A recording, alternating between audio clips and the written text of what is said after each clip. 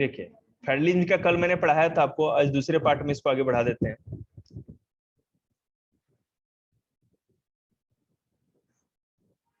मैंने आप लोग को ये बता दिया था कि फेडरलिज्म होता क्या है या संघवाद होता क्या है। तीनों इंग्लिश में है आप लोग, आपके लिए। और इसमें मैंने ये भी बता दिया था कि 3 स्तर क्या होते हैं गवर्नमेंट के, एग्जीक्यूटिव, जुडिशरी एंड लेजिस्लेटिव, ये भी बता दिया था मैंने, कार्यपालिका, विधायिका और न्यायपालिका। बेटा जाने के बाद आप लोग को सारी कुर्सियां लाइन में लगा के जाने। पावर शेयरिंग और फेडरलिज्म में जानना अंतर मैं आपको बताऊं। मैंने आपको यह भी बता दिया था कि फेडरलिज्म में या संघवाद में पावर शेयरिंग कैसे होगी, जो सरकार की शक्तियां हैं वो कैसे बटी होती, किन किन के बीच में बटी होती। ठीक है, तो देखो 2 चीज याद रखना जो कि पेपर के लिए बहुत ही रेलेवेंट है। पहला, पेज नंबर मैं जो बोला वो निकाल लो। सब पेज नंबर है यार, ऊपर पेज नंबर लिखे हैं क्या इसमें?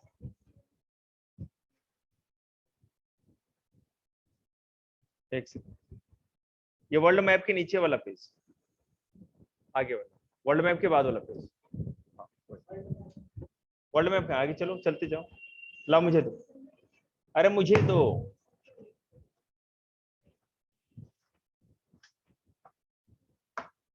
कमिंग टुगेदर, ये वाला यहाँ पे, ये हर बार पेपर में आता है, बहुत ज्यादा इंपॉर्टेंट है। देखिए कि फेडरलिज्म में 2 तरह की सरकार होती है, कमिंग टुगेदर फेडरलिज्म और दूसरा क्या होता है, holding together federalism. Coming together federalism में ऐसा होता है कि सारे जो स्टेट होते हैं या राज्य होते हैं, ठीक है, वो स्वतंत्र होते हैं, कानून बना सकते हैं अपना अलग अलग, अपना अलग शासन चला सकते हैं और जुड़े होते हैं केंद्र सरकार से।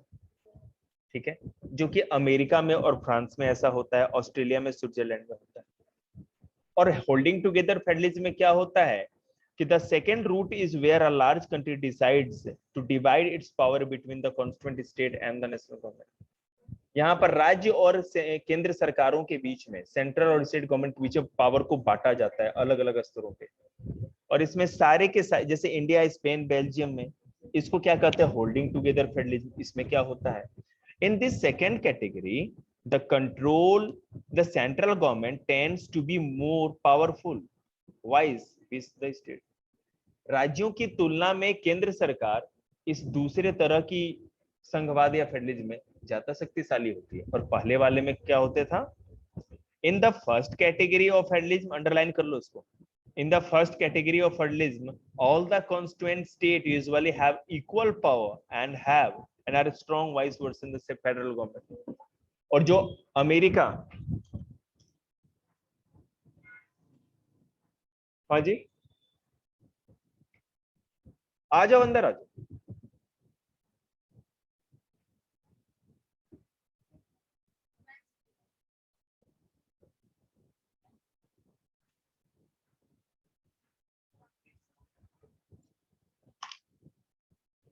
आगे देखो,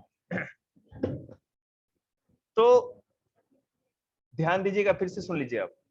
कमिंग टुगेदर फेडरलिज्म, सुन रही है ना, कमिंग टुगेदर फेडरलिज्म यूएसए में, स्विट्जरलैंड में और ऑस्ट्रेलिया में। यहां पर क्या होता है कि जो पावर है राज्यों और सेंट्रल, इसमें भी बटा होता है। यहाँ पे स्टेट गवर्नमेंट और फेडरल गवर्नमेंट, मतलब केंद्र सरकार और राज्य सरकार, दोनों कोई भी किसी से शक्तिशाली नहीं होती, सबके अपने अपने पावर होते हैं। पावर में या शक्ति में दोनों बराबर होते हैं। ठीक है, और नेशनल गवर्नमेंट, फेडरल गवर्नमेंट, दोनों बराबर होते हैं। लेकिन अगर आप होल्डिंग टुगेदर फेडरलिज्म की बात करें, जो भारत में है, स्पेन में है, बेल्जियम में है, तो यहाँ पर राज्यों और सेंट्रल के बीच में शक्ति का बंटवारा होता है, पावर का डिस्ट्रीब्यूशन होता है। लेकिन केंद्र सरकार या सेंट्रल गवर्नमेंट यहाँ पर स्टेट गवर्नमेंट से ज्यादा शक्तिशाली, उनके पास ज्यादा पावर्स होते हैं। अब आगे देखो, what make India federal country. India को क्या एक फेडरल कंट्री बनाता है, क्या ऐसा चीज है, कौन सी ऐसी प्रोविजन है या प्रावधान है जो इंडिया को एक फेडरल गवर्नमेंट या संघीय सरकार बनाती है। देखिए, we have earlier seen below how small country like Belgium and Sri Lanka face so many problems of managing diversity. Belgium में पावर शेयरिंग वाला अगर वीडियो देखा हो, नहीं देखा ना तुमने, देखते क्यों नहीं? क्या यूट्यूब चैनल पता है ना तुम्हें?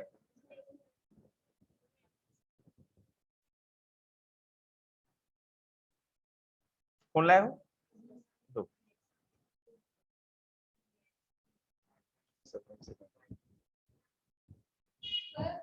ले आओ उसका पानी दे। देखिए, हाँ मेरे उतना नहीं चाहिए, बस गला गीला करना है मेरे को। ले जाओ उसका पानी।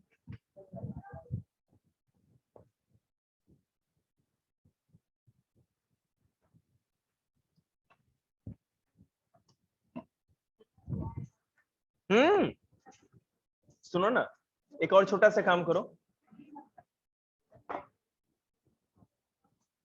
मैं करा रहा हूँ, एक मिनट रुको, यहीं पर जो आप समझ गए होंगे अच्छे से।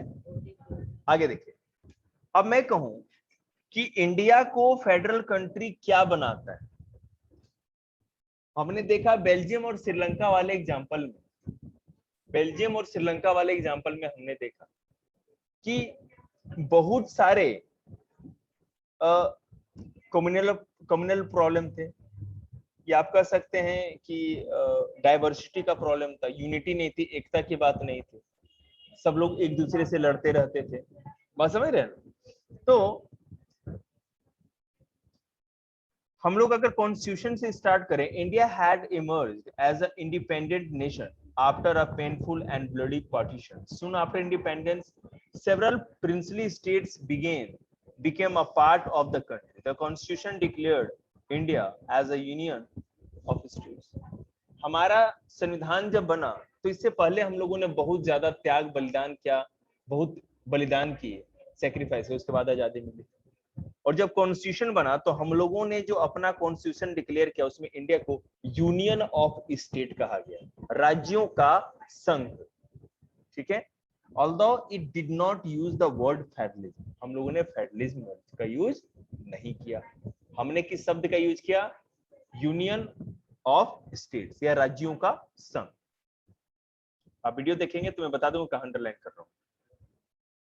Okay, the Indian union is based on the principle of federalism. Bharat का जो संघ है, भारत का जो यूनियन है, वो संघवाद या फेडरलिज्म के सिद्धांतों पर ही बसा हुआ है। वी कैन देखो, provision to the apply to the provision of Indian Constitution. The Constitution originally provided for a two-tier system of government. हमारे देश के संविधान में जब संविधान बना था तो दो तरह की सरकार बनाई गई थी, उसमें कि टू टायर, दो लेवल का गवर्नमेंट होगा, एक स्टेट गवर्नमेंट और दूसरा यूनियन गवर्नमेंट, और जिसको कि हम सेंट्रल गवर्नमेंट भी कहते हैं। और दूसरा कौन सा था? दूसरा था स्टेट गवर्नमेंट। ठीक है, बाद में जब संविधान का संशोधन किया गया, third tier of federalism was added in the form of panchayat and municipalities. 1973 में संविधान संशोधन करके म्युनिसिपैलिटी मतलब कि नगर पालिका, ठीक है, जैसे दिल्ली नगर निगम है ना, एमसीडी, और पंचायत जो पंचायती राज व्यवस्था है, इसको बाद में जोड़ा गया। हम लोग का जब संविधान बना था तो नहीं था, तो बाद में हमारे पूरे के पूरे गवर्नमेंट को थ्री टायर गवर्नमेंट बना दिया गया। नहीं तो हमारा ओरिजिनल कॉन्स्टिट्यूशन टू टायर मतलब दो स्तरीय सरकार ही देता था, राज्य सरकार और केंद्र सरकार। देखिए, as in any federation, these different tiers enjoy separate jurisdiction. The Constitution clearly provided a threefold distribution of legislative powers between the union government and the state government. Thus, it contains three lists. हमारे constitution ने तीन तरह के सरकारों को अब बोल दिया है, थ्री टायर सिस्टम बना दिया है, और सबका ज्यूरिडिक्शन या क्षेत्राधिकार, ठीक है, वो भी डिक्लेयर कर दिया कि केंद्र सरकार किन किन मामलों में करेगी, राज्य सरकार किन किन मामलों को देखेगी, है ना, एक पंचायत का के हक में, अधिकार में, क्षेत्र में क्या क्या आएगा, ये सब डिक्लेयर है। तो इसको लेकर के कॉन्स्टिट्यूशन ने क्या किया कि चलो एक हम लिस्ट बना देते हैं, जिसमें लिस्ट में होगा कि ये राज्य केंद्र सरकार या यूनियन की लिस्ट है। तो 3 लिस्ट बनाए, union list, state list and concurrent list. Union list मतलब कि संघ सूची, स्टेट लिस्ट मतलब राज्य सूची, और कॉन्करेंट लिस्ट मतलब समवर्ती सूची। यूनियन लिस्ट में वो मामले आते थे जिस पर केवल केंद्र सरकार को कानून बनाने का अधिकार, उन्हीं का क्षेत्राधिकार था, केवल वही कानून बना सकते थे, मामले देख सकते। स्टेट लिस्ट में जितने भी मामले थे, ठीक है, उसमें केवल राज्य सरकार, हर राज्य सरकार अपने अपने कानून बना सकती थी, कुछ कर सकती थी। और कॉन्करेंट लिस्ट ऐसा लिस्ट था, समवर्ती सूची ऐसी सूची थी जिसमें आने वाले मामलों पे राज्य सरकार और केंद्र सरकार दोनों ही कानून बना सकते थे। लेकिन कभी ऐसा मामला फंस जाए, जैसे मान लो एजुकेशन को समवर्ती सूची में ले लिया जाए या कॉन्करेंट लिस्ट में,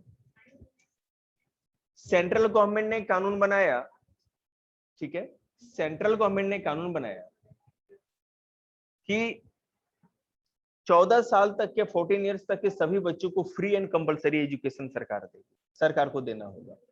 और हरियाणा गवर्नमेंट ने बना दिया 14 साल नहीं, हम लोग 8 साल या 10 साल तक केवल देंगे।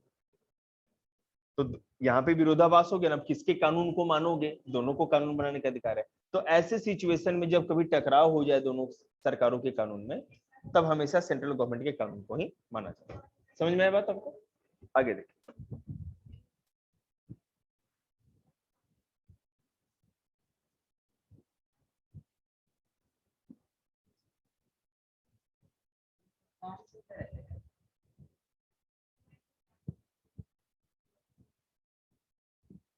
देखो अब मान लीजिए कि कुछ ऐसा मामला हो जो ना तो यूनियन लिस्ट में आता है, ना तो स्टेट लिस्ट में आता है, और ना ही कॉन्करेंट लिस्ट में, तीनों में से किसी भी लिस्ट में नहीं आता, ठीक है। तो उस मामले को कहां उठाया जाए? अब रोबोट्स जो हैं अभी इंडिया में तो बने ही बहुत कम है, और रोबोट के लेकर के कोई कानून बनाया जाए ना अब, तो उसको कहाँ रखा जाएगा, उस पर कौन कानून बनाएगा? तो इसको रेसिडुअरी सब्जेक्ट या अवशिष्ट विषय कहा गया। इन पर केंद्र सरकार को कानून बनाने का अधिकार दिया गया। बात समझ में आई? According to our constitution, the union government has to power to legislate on this residue subjects. अब देखिए,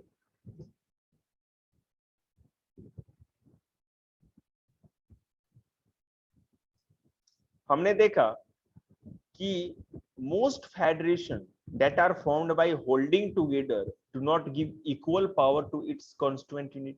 Thus, all the states in the Indian Union do not have identical power. Some states enjoy special status, like Jammu Kashmir has its own constitution. Many provisions of the Indian constitution are not applicable to this state without the approval of the state assembly. Indians who are not permanent residents of the state cannot buy land and house there. Similar special provision exists for some other states of India as well. देखिए, holding together federalism में जैसे कि India है, एक problem ये है कि सभी स्टेट्स को बराबर अधिकार नहीं दिए जाते। पढ़, सभी स्टेट्स को बराबर अधिकार नहीं दिए जाते। पहले क्या था, अब तो हट गया, जम्मू कश्मीर को अधिकार था, उसका अपना अलग एक संविधान था, कॉन्स्टिट्यूशन था, और वो अपना कानून खुद ही वहां की विधानसभा द्वारा बनाया जाता था। कोई भी बाहर का आदमी जो जम्मू कश्मीर का नहीं, जम्मू कश्मीर में प्रॉपर्टी, लैंड, ये सब कुछ भी नहीं ले सकता था। बात समझ रहे हैं? इस तरह था। लेकिन अब वो चीज हट गई, अब तो खत्म हो गया, क्योंकि जम्मू कश्मीर एक यूनियन टेरिटरी बना दी गई। There are some units of the Indian Union which enjoy very little power.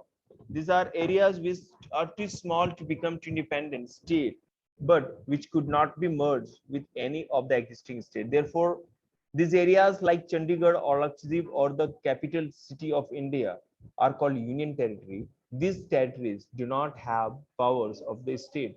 The central government has special power in running these states. इस पूरे के पूरे पैराग्राफ को एक सर्कल में घेर दो। मैंने घेर दिया नीचे।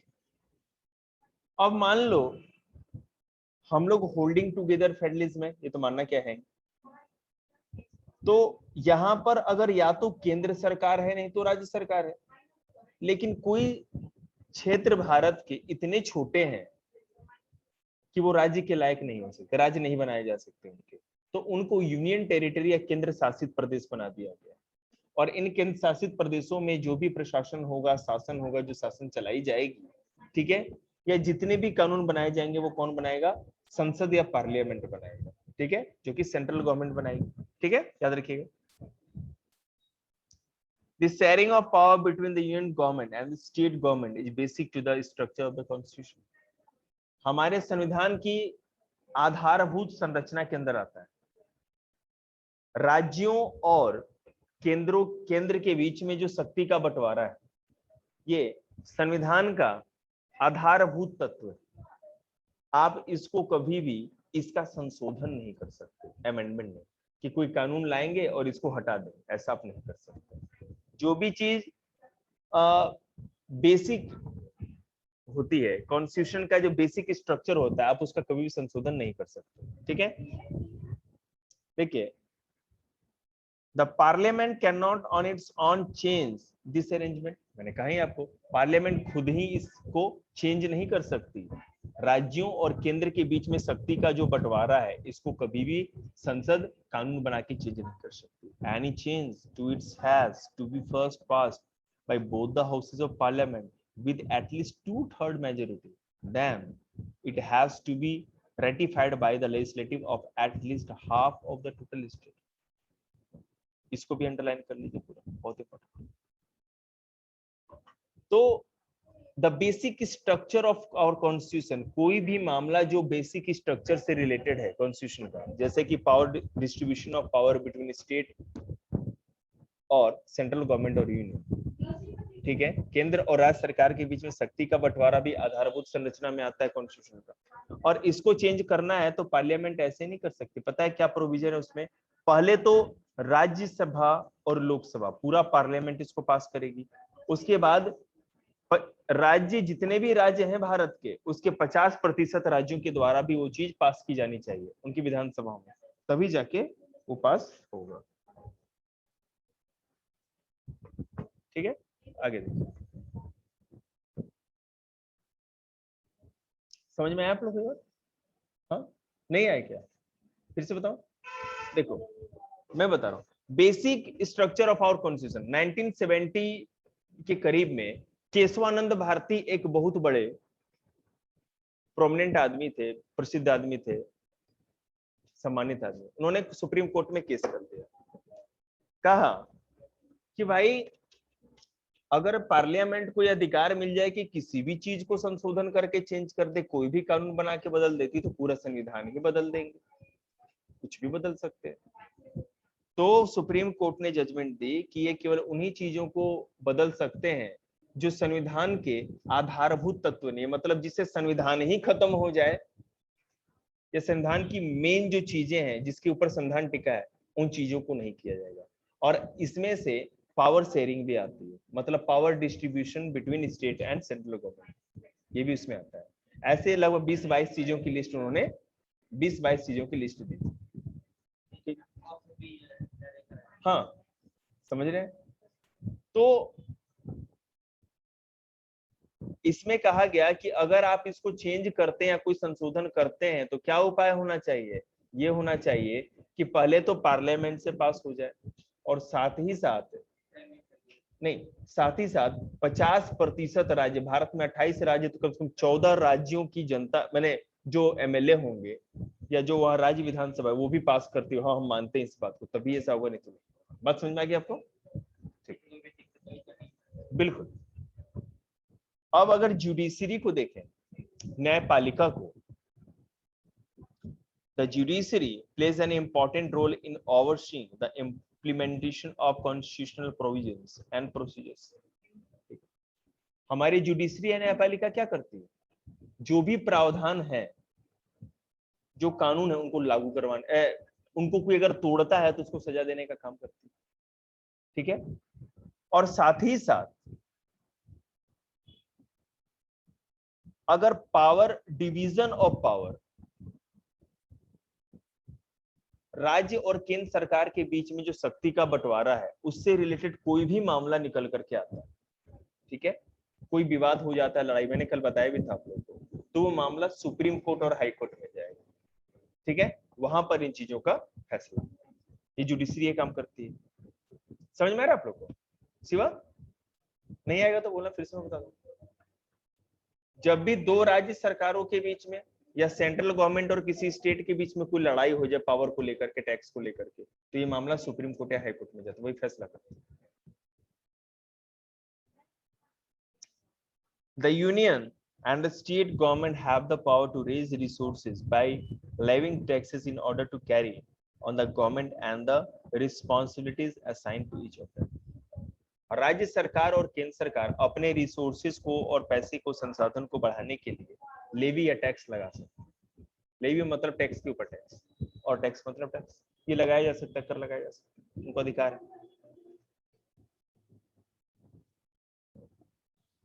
आगे देखिए,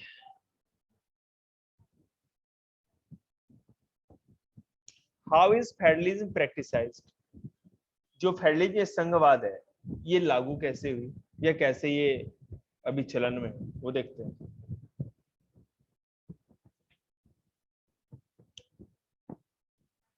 दो मिनट, आवाज निकलनी बंद हो। अगला कॉन्सेप्ट है, how is federalism practised, federalism practice में कैसे रही, क्या हुआ, कैसे हम माने कि फेडरलिज्म प्रैक्टिस में आई। सबसे पहला कॉन्सेप्ट लिंग्विस्टिक स्टेट्स का। जब हमारा देश आजाद हुआ तो देश में ये बात हुई कि राज्यों को कैसे बांटा जाए, कैसे कैसे राज्यों का संगठन किया जाए।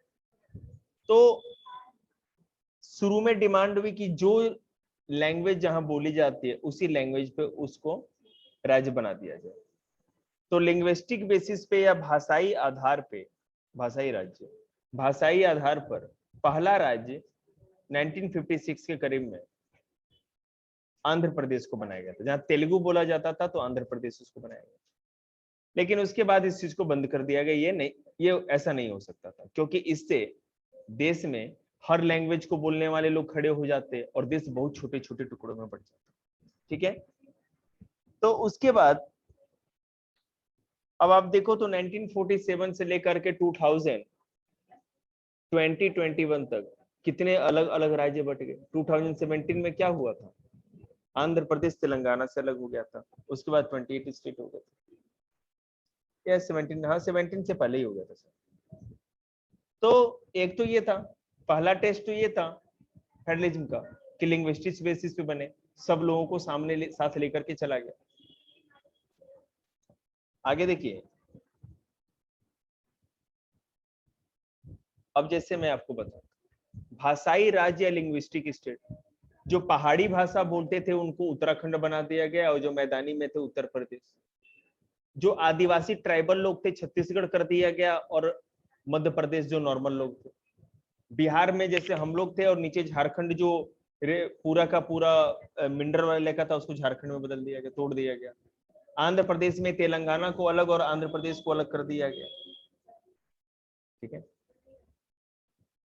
बॉम्बई स्टेट में, ठीक है, महाराष्ट्र और गुजरात दोनों शामिल थे। गुजराती बोलने वालों को गुजरात बना दिया गया और मराठी बोलने वालों के लिए महाराष्ट्र बना दिया गया, ठीक है। तमिलनाडु, मद्रास में तमिलनाडु, ठीक है, आता था, उसको वही बना दिया गया। मैसूर स्टेट पहले नाम था, उसको कर्नाटक बना दिया गया, और त्रावणकोर जब पहले का नाम था उसको केरल बना दिया गया। अब अगर पंजाब, हरियाणा और हिमाचल प्रदेश की देखो तो जो पहाड़ी भाषा बोलते थे 1966 में उसको हिमाचल प्रदेश, जो हिंदी बोलते थे उसको हरियाणा, और जो पंजाबी बोलते थे उसको पंजाब, ठीक है। इस तरह से तो भाषाई आधार पे आगे जाकर के एक बात हुई कि लैंग्वेज पॉलिसी, भाषा, भाषा की नीति, भाषा की क्या नीति डिसाइड की। अब देखिए, कॉन्स्टिट्यूशन ने हमारे सोचा कि हम किसी लैंग्वेज को अगर नेशनल लैंग्वेज घोषित कर देंगे, ठीक है, तो हमारे देश में बहुत सारी भाषाएं और बहुत सारे भाषाओं को बोलने वाले लोग हैं, सब लोग दुखी हो जाएंगे और विद्रोह हो जाएगा। तो हमारे कंट्री ने किसी भी लैंग्वेज को नेशनल लैंग्वेज डिक्लेयर नहीं किया। हिंदी नेशनल लैंग्वेज नहीं है हमारी, ऑफिशियल लैंग्वेज है, सरकारी भाषा। और हिंदी के साथ साथ 21 भी ऐसी लैंग्वेजेज हैं जिसको कि शेड्यूल लैंग्वेज घोषित किया गया, 21 भाषाओं को। इसका मतलब ये हुआ कि हमारे पूरे देश में अगर आप यूपीएससी का या कोई भी पेपर दे और इन 21 भाषाओं में से किसी भी लैंग्वेज में पेपर देना चाहते हो तो सरकार को वो उस लैंग्वेज में पेपर बना के देना पड़ेगा। समझ में आया? याद रखिए 21 भाषाएं हैं, तमिल, तेलुगु, कन्नड़, मराठी, गुजराती, बहुत सारे ऐसे हैं, कश्मीरी भी है उसमें, हिंदी तो है ही, संस्कृत भी है उसमें, बहुत सारी। संस्कृत शायद नहीं है, डोंगरी, सिंधी, बहुत सारी भाषाएं। डोंगरी मतलब जो नेपाल से सटे हुए इलाके में बोले जाते हैं। मणिपुरी, नागा, मिजो, सारी लैंग्वेज, मेघालय। आज रहने दो, आज मेरे से नहीं हो पाया, अब नहीं हो पा रहा। एक क्लास और देंगे, चैप्टर खत्म हो जाएगा, ठीक है।